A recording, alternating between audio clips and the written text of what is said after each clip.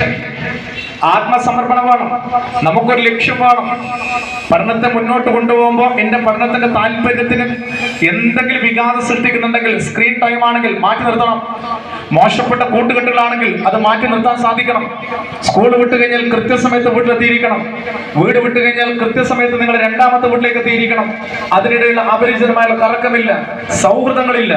ഏറ്റവും അച്ചടക്കത്തോടുകൂടി, ഡിസിപ്ലിൻ പാലിച്ചുകൊണ്ട് ഈ പട്ടണത്തിൽ പിണറായി എന്ന് പറയുന്ന മനോഹരമായി പട്ടണത്തിന്റെ മധ്യഭാഗത്ത് സ്ഥിതി ചെയ്യുന്ന അല്ലെങ്കിൽ ഹൃദയഭാഗത്ത് സ്ഥിതി ചെയ്യുന്ന ഈ വിദ്യാലയത്തിൽ ഒരുപാട് കുട്ടികൾ പഠിക്കുമ്പോൾ ആ കുട്ടികളെല്ലാം നടക്കുന്ന രീതികളിൽ, അവരുടെ പെരുമാറ്റങ്ങളിൽ, അവര് വാഹനങ്ങളിൽ സഞ്ചരിക്കുമ്പോഴുള്ള പെരുമാറ്റങ്ങളിൽ, കടകളിൽ പെരുമാറ്റങ്ങളിൽ എല്ലാം പറയണം എത്ര മനോഹരമായിട്ടാണ് അവർ പെരുമാറുന്നത്, എത്ര മനോഹരമായിട്ടാണ് അവർ ബിഹേവ് ചെയ്യുന്നത്, മുതിർന്നവരോട് എത്ര മനോഹരമായിട്ട് അവർ സംസാരിക്കുന്നത്, എത്ര ക്ഷമാശയത്തോടു കൂടിയാണ് ഒരു കാര്യം അവർ കേൾക്കുന്നത് എന്ന് പറയുന്ന രീതിയിലേക്ക് മനസ്സിനെ പാകപ്പെടുത്തിയെടുക്കാൻ കഴിയണം. ശ്രദ്ധിച്ചു. ഇതിന്റെ അവസാന ഭാഗത്തേക്ക് പോകാം. ഏതോ ഒരു ബെഞ്ചിൽ ഞാൻ കാണുന്നുണ്ട്, അലക്ഷ്യമായിട്ട് സംസാരിക്കുന്ന ഒരു ബെഞ്ച് ഞാൻ കാണുന്നുണ്ട്. ഇങ്ങോട്ട് കൊണ്ടുവരും. പിന്നെ അവരെ അയാളിപ്പം കേട്ടിട്ടില്ല, പിന്നോട്ട് തിരിഞ്ഞു നോക്കിയെന്നവര് ആ ബെഞ്ചുകാർ. നിങ്ങളാരും നോക്കണ്ട, പിന്നോട്ട്, മുമ്പോട്ടാണ്, മുന്നിലേക്ക് നോക്കാം. ശ്രദ്ധിച്ചു. കഥ പറഞ്ഞു. ഒരിക്കൽ യു പിയിൽ നിന്ന് ഒരു പെൺകുട്ടി തന്റെ സർട്ടിഫിക്കറ്റിൽ വന്ന് ഒരു തെറ്റ് തിരുത്താൻ വേണ്ടിയിട്ട് പത്മാവതി എക്സ്പ്രസ്സിൽ ഡൽഹിയിലേക്ക് യാത്ര ചെയ്യാൻ ഒരുങ്ങി. തന്റെ സർട്ടിഫിക്കറ്റിൽ വന്ന എറർ, തെറ്റ് തിരുത്താൻ വേണ്ടിയിട്ട് യൂണിവേഴ്സിറ്റിയിലേക്ക് ഡയറക്റ്റ് പോവുകയാണ്. പാവപ്പെട്ട കുടുംബത്തിൽ പിറന്ന ആ പെൺകുട്ടി വോളിബോൾ ടീം അംഗമാണ്, ഇന്ത്യയുടെ യുവ വോളിബോൾ താരമാണ്. ട്രെയിൻ യു പിയിൽ നിന്ന് കയറി അടുത്ത സ്റ്റേഷൻ ബറേലി റെയിൽവേ സ്റ്റേഷനിൽ എത്തിയപ്പോൾ ഒരുപാട് ചെറുപ്പക്കാർ ജനറൽ കമ്പാർട്ട്മെന്റിലേക്ക് തിക്കി കയറി. ആ കമ്പാർട്ട്മെന്റിലാണ് ഈ പെൺകുട്ടിയുള്ളത്. രാത്രി തീവണ്ടി ഓടിക്കൊണ്ടിരിക്കുന്ന വേളയിൽ ആ കമ്പാർട്ട്മെന്റിലുള്ളവരെ മഹാഭൂരിഭാഗം കൊള്ളക്കാരായിരുന്നു. ആ കൊള്ളക്കാർ ആ കമ്പാർട്ട്മെന്റിലെ മറ്റുള്ളവരെല്ലാം ആയുധം കാണിച്ചു ഭീഷണിപ്പെടുത്തി അവിടെ കയ്യിലുള്ള പണങ്ങൾ അപഹരിച്ചു. എന്തൊക്കെ വില കൂടിയ സാധനങ്ങൾ കയ്യിലുണ്ടോ അതൊക്കെ അവർ അപഹരിച്ചു. ഈ പെൺകുട്ടിയുടെ അരികിലേക്ക് എത്തി. എത്തിയപ്പോൾ ആ പെൺകുട്ടിയുടെ കഴുത്തിൽ ഒരു ചെറിയൊരു മാല മാത്രമുണ്ട്.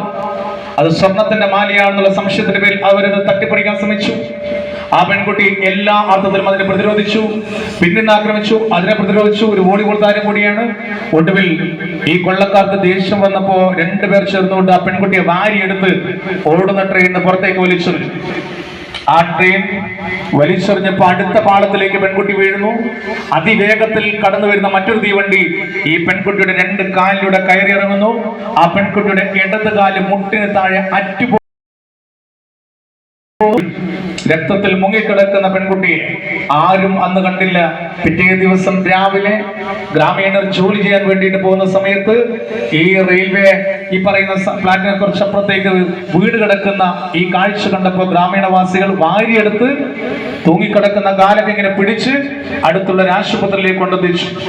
ഡോക്ടർ പറഞ്ഞു അനസ്തേഷ്യ പോലും നൽകാൻ സമയമില്ല എന്ന് പറഞ്ഞുകൊണ്ട് പച്ചക്ക് മുട്ടിന് താഴെയുള്ള ഇടത് ഭാഗം മുറിച്ചു മാറ്റി വരിഞ്ഞ് കെട്ടി മറ്റേക്കാൽ ഫ്രാക്ചർ തുന്നിപ്പിടിപ്പിച്ച് നേരെ ഡൽഹി എയിംസിലേക്ക് ആംബുലൻസ് പുറപ്പെട്ടു. ആ ഡൽഹി എയിംസിൽ അഡ്മിറ്റ് ചെയ്ത ദിവസം, അതിനുശേഷം പിറ്റേ ദിവസം രാവിലെ പത്രം, ദേശീയ പത്രമാധ്യമങ്ങളിലെല്ലാം വന്ന വാർത്ത, ഇന്ത്യയുടെ യുവ വോളിബോൾ താരം അരുണിമ സിൻഹ അത്യാസ നിലയിൽ ആശുപത്രിയിൽ കിടക്കുന്നു.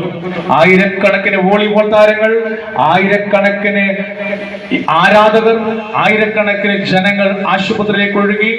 അരുണിമ സിൻഹയെ കാണാൻ വേണ്ടി ഒഴുകി. ആ കാണുന്ന കാഴ്ചകളൊക്കെ കാണുന്നവരെല്ലാം കണ്ണുനീര് കൊണ്ട്, സങ്കടം കൊണ്ട്, സഹതാപം കൊണ്ട് ആ മുറികളിൽ തങ്ങി നിറഞ്ഞപ്പോ അതിലൊന്നും ശ്രദ്ധ കേന്ദ്രീകരിക്കാത്ത അരുണിമ സിൻഹ ഒരിക്കൽ ഡിസ്ചാർജിന് മുന്നേ തന്റെ മുറിച്ചു മാറ്റിയ ഇടതുകാല് കൃത്രിമക്കാല് വെച്ച് റെഡിയാക്കി, വലതുകാലിൽ ഫ്രാക്ചർ അവർക്ക് തുന്നി വെച്ചു. ഡിസ്ചാർജിന് മുന്നേ ആശുപത്രിയിൽ ഇങ്ങനെ കിടക്കുന്ന സമയത്ത് ഒരിക്കൽ ഒരു പത്രം എടുത്ത് വായിക്കുന്ന സമയത്ത് അരുണിമ ഒരു ചിത്രം കണ്ടു പത്രത്തിൽ. എന്നിട്ട് ഏട്ടൻ അവിടെയുണ്ട്. അരുണിമയുടെ ഏട്ടനോട് പറയാ, ഏട്ടാ ഇങ്ങോട്ട് വാ, എന്താണെന്ന് ചോദിച്ചാൽ പറയുന്നു, ഈ ചിത്രം നോക്ക് ഏട്ടാ, നോക്കി എനിക്ക് ആ സ്ഥലത്തൊന്ന് പോകണം ഏട്ടാ, ആ സ്ഥലത്ത് എനിക്ക് പോകണം ഏട്ടാ. ആ സ്ഥലം ഏതാണെന്നറിയോ? അരുണിമ സിൻഹ ചൂണ്ടിക്കാണിച്ച സ്ഥലം എവറസ്റ്റ് കൊടുമുടിയുടെ ഉയരങ്ങളിലേക്കാണ്. 2 കാലുള്ള 2 കൈയുള്ള ആരോഗ്യമുള്ള ഒരു മനുഷ്യന് വർഷങ്ങളോളം കഠിന പ്രയത്നം നടത്തിയാൽ പോലും ഉയരങ്ങളിലേക്ക് എത്താൻ പറ്റാത്ത ചെങ്കുത്തായ എവറസ്റ്റ് കൊടുമുടിയുടെ ഉയരങ്ങളിലേക്ക് എനിക്ക് പോകണം എന്റെ പ്രിയപ്പെട്ട സഹോദര എന്ന് പൊട്ടിക്കരഞ്ഞുകൊണ്ട് പറഞ്ഞപ്പോ ആ ഏട്ടന്റെ കണ്ണിൽ ഒരു ചാറ്റൽ മഴ പോലെ പെയ്തിറങ്ങിയ കണ്ണുനീർത്തുള്ളികൾ ഒരു പേമാരിയെ പോലെ പെയ്തിറങ്ങിയ എന്ന പുസ്തകത്തിൽ നമുക്ക് മനസ്സിലാക്കാൻ കഴിയും. ഡിസ്ചാർജ് ശേഷം വീട്ടിലെത്തിയ അരുണിമ ഈ കൃത്യകാലുമായി ഒരു ദിവസം വീണ്ടും ട്രെയിനിൽ കയറി. ഇവിടെ പോവാൻ? ജംഷഡ്പൂരിലേക്ക് പോവാൻ. ജംഷഡ്പൂരിൽ ആരെ കാണാൻ? ബച്ചേന്ദ്രി പാൽ. ആരാണ് ബച്ചേന്ദ്രി പാൽ? എവറസ്റ്റ് കൊടുമുടി കീഴടക്കിയ ആദ്യത്തെ വനിത. ആ ബച്ചേന്ദ്രി പാലിനെ കണ്ടപ്പോ ആവശ്യം ബച്ചേന്ദ്രി പാലിനോട് ആക്രമം അങ്ങോട്ടേക്ക് പറഞ്ഞപ്പോ ചേർത്ത് പിടിച്ചു ബച്ചേന്ദ്രി പാൽ, നീ മനസ്സുകൊണ്ട് എവറസ്റ്റ് കീഴടക്കി കഴിഞ്ഞു. ഇനി എന്റെ കീഴിൽ നിന്റെ പരിശ്രമം, നിതാന്തമായ പരിശ്രമത്തിന്റെ ഫലമായി 2 കാലുകളുള്ള പർവ്വതാരോഹത്ത് ഒടുവിൽ അരുണിമ സിൻഹയും ചെങ്കുത്തായി എവറസ്റ്റ് കൊടുമുടിയിലേക്ക് കയറാൻ തുടങ്ങി. ഓരോ ദിവസം മുന്നോട്ടേക്ക് നടക്കുമ്പോ തന്റെ കൃത്രിമക്കാൽ ഷേപ്പ്ലെസ് ആവും, വീണ്ടും അത് റെഡിയാക്കും, വീണ്ടും നടക്കും. വലതുകാൽ ഫ്രാക്ചർ ആയിട്ട് തുന്നിപ്പിടിപ്പിച്ച കാലിൽ പൊട്ടി ഉള്ളുന്ന് രക്തമൊഴുകാൻ തുടങ്ങി. യാത്രക്കാരെല്ലാം പറഞ്ഞു, അരുണിമ നീ മടങ്ങണം, മുന്നോട്ടേക്ക് വരാൻ പാടില്ല, എന്റെ കാലിന് വലിയ പ്രശ്നം സംഭവിക്കുന്നു പറഞ്ഞപ്പോൾ അതൊന്നും കേൾക്കാതെ 52 ദിവസം പർവ്വതാരോഹരോടൊത്ത് അരുണിമയും ഒന്നിച്ചുപോയി. ഒടുവിൽ എവറസ്റ്റ് കൊടുമുടിയുടെ ഉയരങ്ങളിലേക്ക് എത്തി. ഭാരതത്തിന്റെ ത്രിവർണ്ണ പതാക ഉയർത്തിയ ആ പെൺകുട്ടിയാണ് എവറസ്റ്റ് കൊടുമുടി കീഴടക്കിയ ആദ്യത്തെ വികലാംഗ വനിതയായ അരുണിമ സിൻഹ. അതാണ് പോരാട്ട വീര്യം, അതാണ് ലക്ഷ്യബോധം.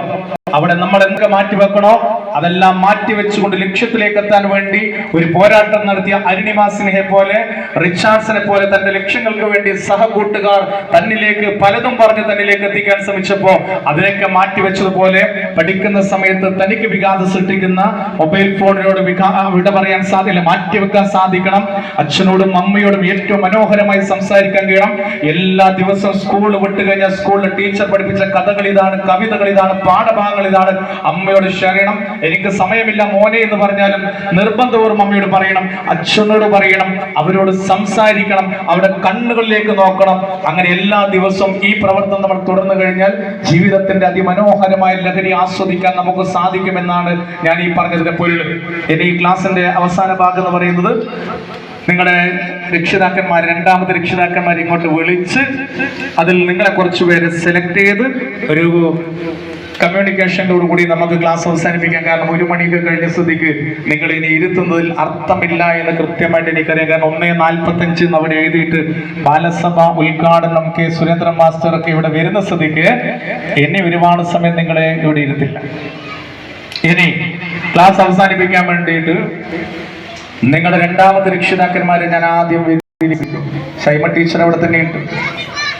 ഷൈമ ടീച്ചറെ തൊട്ടപ്പുറം ഒരു ടീച്ചറിന്റെ പേര് മറന്നുപോയതേ ഉള്ളൂ. എന്താ ടീച്ചറുടെ പേര്? തുഷാര ടീച്ചർ. തുഷാര ടീച്ചർ അവിടെയുണ്ട്, ഷൈമ ടീച്ചർ അവിടെയുണ്ട്.